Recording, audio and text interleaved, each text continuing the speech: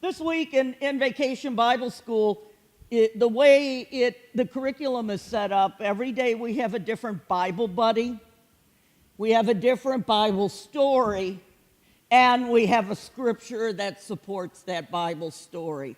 So this week, Monday, we started with hope. The words that we used as our theme for the day was, when you're lonely, Jesus rescues.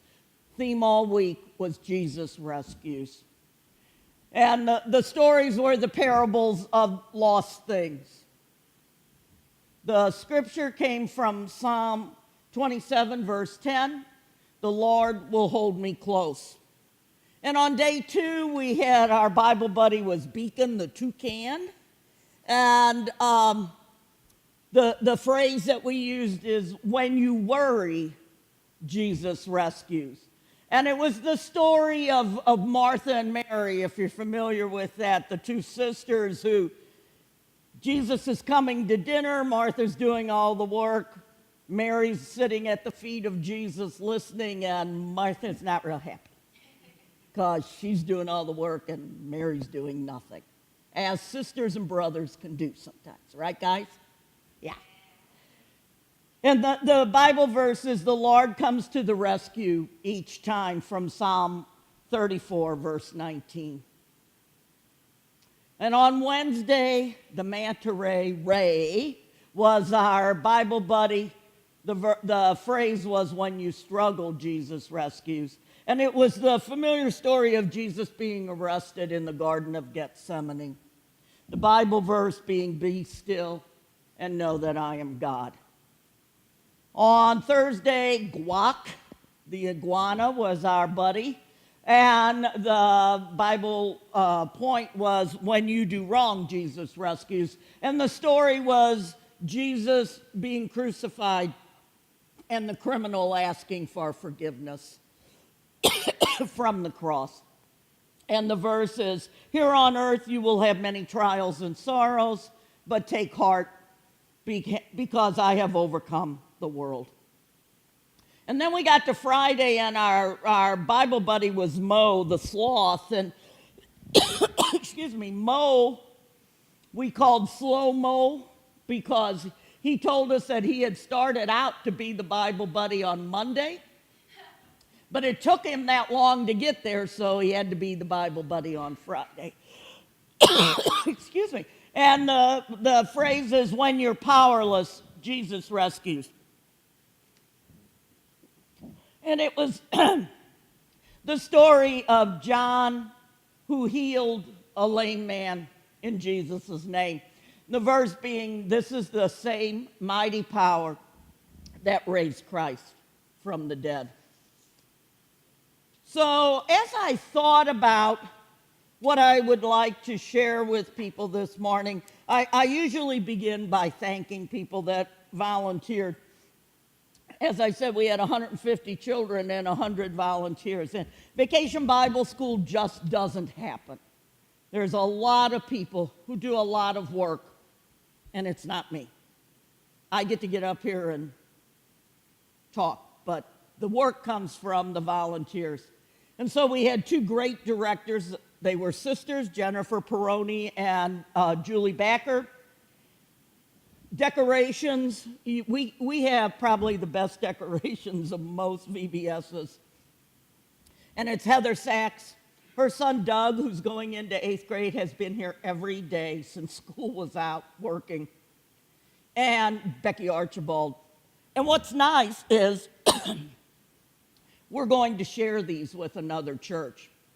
Weldon Springs, the United Church of Christ at St. John's in Weldon Springs. And they have a small congregation, small VBS, probably 30 children at the most. So they don't have the resources of volunteers that we have. So they will come on Tuesday, pick up what they can transport, and they'll use it and then bring back what we need back for next year. And that's really a great thing for us. Excuse me, I've talked too much this morning already. For us to do and to share with someone else. So anyway, it doesn't just happen. And somebody once said that Volunteering for VBS is like taking 50 wine carts, putting them in a bathtub, and trying to get all of them to stay underwater at the same time. That's kind of like what it is trying to herd these kids around the building, because they're very much active and they're everywhere. And you know, I've worked with kids for most of my adult life, little kids. Started with high schoolers, found out little kids liked me better, so I moved down. And you think you kind of, after all these years, 40 years of working with young children, you know what is going to happen and you're not surprised. And that doesn't always hold true, and it didn't this week. And I had a couple really big aha moments this week that I had never had before. And I've been here for 11 years. But what I found out is that children have a one buttock faith.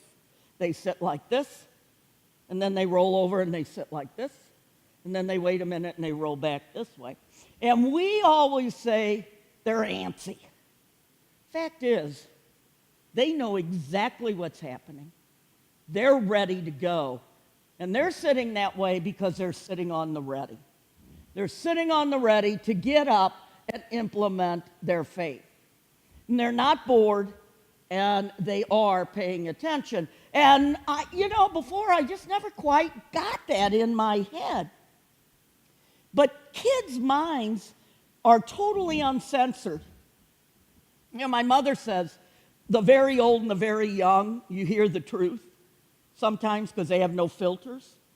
And sometimes that's really the best way to hear about faith, is from a child who doesn't have a censor.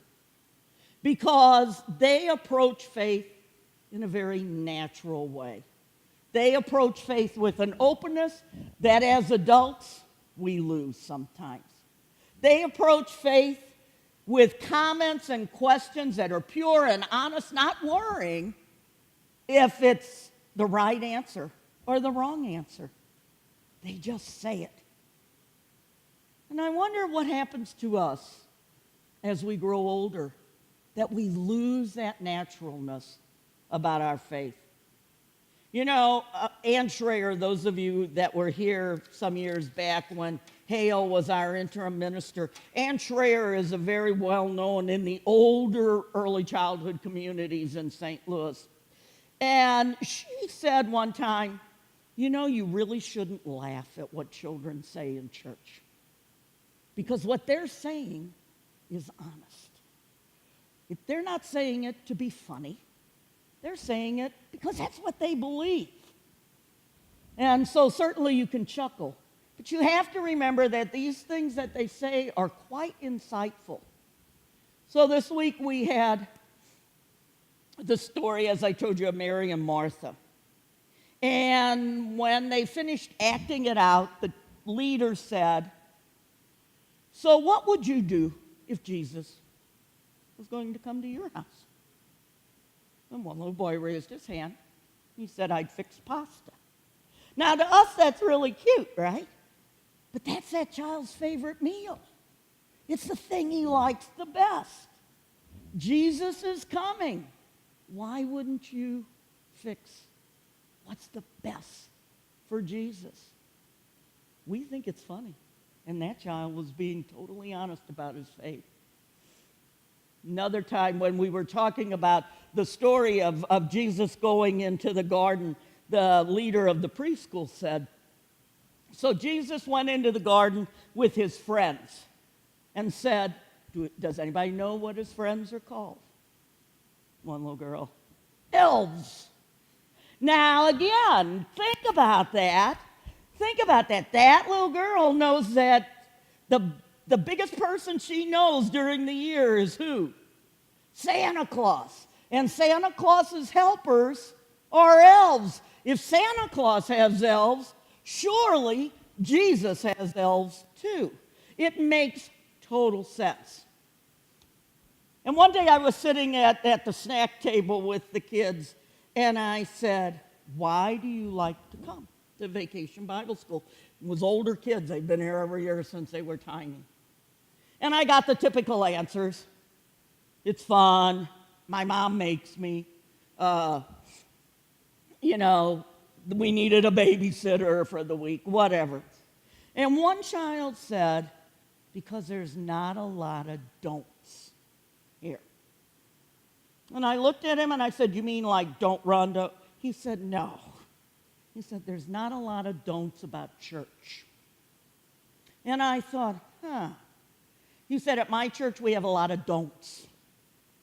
A lot of don'ts about what we believe. And here I don't have don'ts. And I thought, what a great way to welcome children into a community where they can learn about their faith without a lot of don'ts. So then I went on thinking, which is always not good for me. Sometimes my mouth gets going, and as long as it's going, I might as well just continue. And I thought, who imposes the don'ts on our faith? Do adults impose don'ts on our faith development? Does the church sometimes impose don'ts on our faith development? And how wonderful it is that we take the time here at St. Lucas to provide a place where anyone, not just kids, anybody can come and develop their faith without a lot of don'ts. One little guy at that point said, my church is boring. And I was like, And he said, because we have to learn the Possum's Creek. And I thought, the Possum's Creek? And he said, it starts, I believe in God, the Father Almighty. It was Apostles' Creed is what he was talking about. But to him, it was the Possum's Creek. And I got a kick out of that one. I couldn't help it. I told Keith at the 9 o'clock service not to get a big head over this one. 2 little 3-year-olds were sitting on the floor when Keith went up to give the morning prayer. And, he's pretty big, and 2 little 3-year-olds sitting down. That's a pretty good distance. And the one said to the other one, be quiet, there's God. So I told Keith that I didn't want to tell her that some pastors do think they're God, but we'll let him get by without that. Kids are the greatest cheerleaders for faith that we could ever ask for. They came out of the Bible adventure where they had, when it was the story of Jesus and the criminal on the cross. And one little boy said, 3 cheers for Jesus. And they all went, hip, hip, hooray, hip, hip, hooray. And I thought, you know what? I go to soccer games whenever my grandchildren play someplace close, because they don't live here. And there are parents at those soccer games, and I'm sure you all have been there, that cheer for those kids like they're playing for the World Cup. It is like, woo, better than Cardinals cheers. And I thought, we cheer for kids, 3-year-olds, playing soccer. When do we cheer for our faith? When do we say, yay, Jesus Christ? And who deserves it more? So when we got through all this whole stories this week, Mary, Martha, the Jesus' arrest, the 5th graders played that one out. They dressed in costume. One was Jesus, one was Judas, the others were the soldiers. And what we realized is we didn't have a sword. So the best thing we could come up with at the last minute was a Star Wars lightsaber that was about this big. So it kind of looks a little out of whack on the pictures, but it worked. And the kids got the story. When they talked about the last day on Friday about the healing of the lepers and the blind and the lame, in the preschool they played different parts. Some of them had like band things around their eyes, so they were the blind ones. Some had to lift up a leg, they were the lame, and then some had big red dots for leprosy. And by the end of the day, this one little girl from Caroline Mission, her leprosy had spread a lot. So she had them here and in her hair. So those dots went everywhere. It was great. But what I noticed, sitting in that particular area as they heard these stories is that they sit there with wide eyes and they sit in awe because these stories are pretty amazing, you have to admit. And they sit approaching their faith knowing the awesomeness of God. And I wondered, when do we lose that as adults? When do we lose listening to those stories with awe? How many of us say, oh yeah, story of the prodigal son. I've heard it before. It's common. It's normal. It's routine. When do we lose that in our faith development? And that's maybe why I like to be here during Vacation Bible School. Because once again, I get to hear those stories that are absolutely amazing and the foundation of our faith. And I get to see them through the eyes of these very young kids who don't see them as predictable, who don't know what's going to happen at the end, who are still excited. And following one of those one day, a child said to me, Miss Michele, do you think Jesus ever laughed? And I looked at him, he said, in our church we have lots of statues and we have lots of pictures, and Jesus is never smiling. Don't you think Jesus laughed? And I said, what do you think? He said, well, he had to laugh. He has to be laughing right now. Look around at us. And I said, well, maybe that's it. Maybe we forget that Jesus laughs with us. And the child sitting next to him said, so who took the fun away from church? Again, something for us to think about there. Certainly there's a time for seriousness. Certainly there's a time for the devotion. But there's also got to be a time for joy and celebration. After all, folks, it's Jesus Christ. It's Christianity. How wonderful is it that we have a faith community like this one who is here, who spends time making sure everybody is taken care of. You know, both adults and kids in today's world are growing up with a lot of negativity around them. Think about what you hear all day long, every day, if you look at news or you listen to it on the radio. You hear a lot of things telling us what we do wrong. And in some churches, you hear it also. You don't. If you believe this, you don't. Blah, blah, blah, blah, blah. And we forget that there's something very special to celebrate in our faith. And we don't take the time often enough to celebrate what's right. Celebrate what's right with us, with you, with your family, with your church, with your country. Because we live in a world right now that's pretty full of negativity. So, we should cheer for Jesus. We should be in awe of those stories. And we should laugh. And certainly picture Jesus laughing with us. So at the end of the day on Wednesday, every day we would set up specific photographs of kids doing things. And then it went into a program that at the end of the day, the story was retold with our kids' pictures in it. And the one on Wednesday from the garden had part of the script was a voice speaking for Jesus. And one child said to me, Miss Michele, do you think that's not really Jesus, is it? And I said, well, what do you think? He said, well, I don't think so. How would they have gotten that recording? And he said, I've never really heard Jesus. And then he said, I've never really seen Jesus with skin on. And looked at me and said, you're old. Well, yeah, I am. You know, if you ever want to know, get cut to the quick, come work at VBS, and you're going to be told often that you're old. He said, "You're old. Have you ever seen Jesus with skin on?" And I waited a minute, and I said, "Yes." Well, with that, about 4 heads looked at me like, "What?" And I said, "I just saw it here. I just saw Jesus with skin on right here at the table." And they looked at me.